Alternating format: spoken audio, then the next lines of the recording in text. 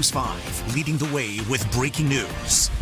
Yesterday's shooting down in Louisville claiming yet another victim, and we now know the gunman bought the assault rifle that he used just days before this deadly rampage. And thanks for joining us today at 4 o'clock. I'm Cherie Pallello. And I'm Ashley Kirkland. Officials in Louisville are sharing new information about the tragedy that unfolded early yesterday inside a downtown bank. WLWT News 5's Todd Dykes is live in Louisville with the very latest. Todd?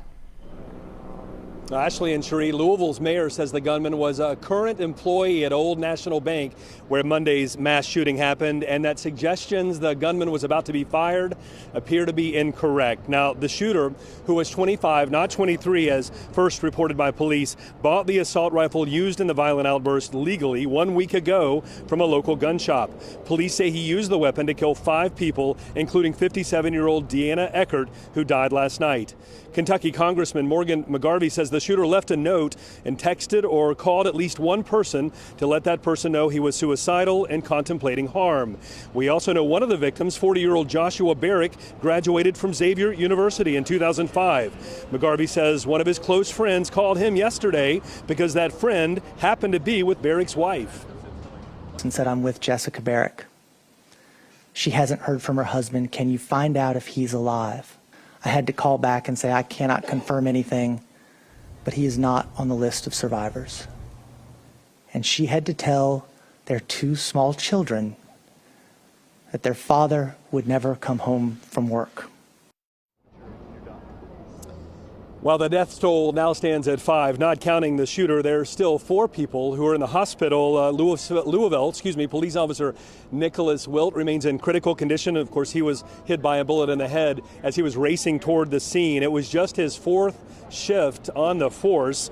Still 1 person in ICU. 2 others are being treated for non-life-threatening injuries.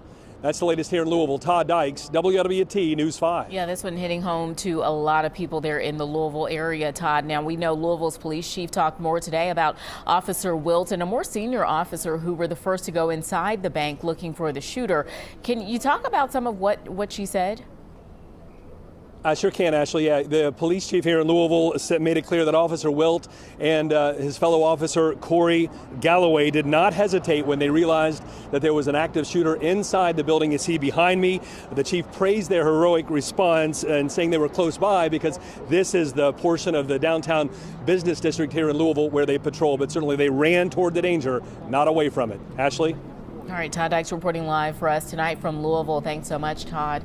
And the Louisville community coming together in prayer after yesterday's shooting. Yeah, one church there was home to Xavier graduate Joshua Barrick, who also was killed. He was a senior vice president of commercial real estate banking at Old National Bank. Barrick was a father a husband and a father of 2. He also coached 1st and 2nd grade basketball at the church. The pastor there is trying to provide some bit of comfort to an entire community still looking for answers. Just a likable, kind, he's a big guy, and just had a bubbling personality, and you could tell he loved his family, he loved his faith, he loved this community, and he just loved life. They're in shock.